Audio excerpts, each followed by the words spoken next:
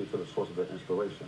Dennis, how did you get involved with Next Level 48? Well, I just happened to be part of the NFL retired players here in Chicago, and through a friend, I was introduced to Christian.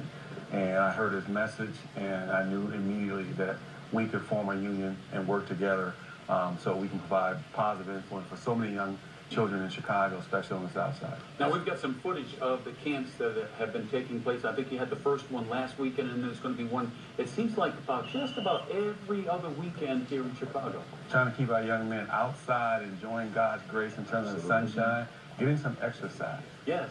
And I see here there are no helmets and no pads. None. No.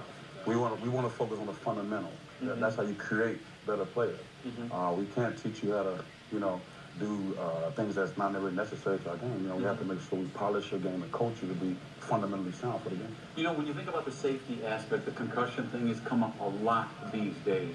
How do you deal with that situation when perhaps the young men ask you about that?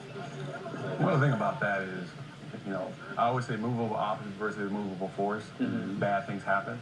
And I think that's all the way up to the National Football League. Helmets don't really protect you.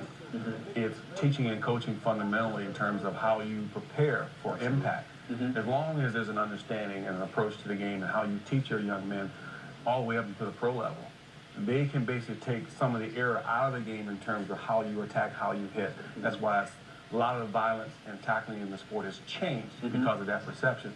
But if you teach them early and they're able to learn how to connect in terms of violence on impact and keep the head up when you're striking, kids will be better off. Absolutely. And Christian, who are you trying to target? What is the age group or the grade level group that you guys are targeting? 10 through high school. Okay. Youth and high school. We want to work with all kids.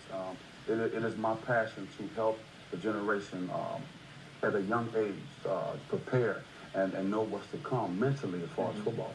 I would be remiss if I didn't ask you about the passing of Buddy Ryan. You had a very interesting story to tell about how you met Buddy for the first time. Well, most people don't know that Buddy Ryan came down to Tallahassee, and I'm from Florida State, and tried me out after the draft. And so we did the 40.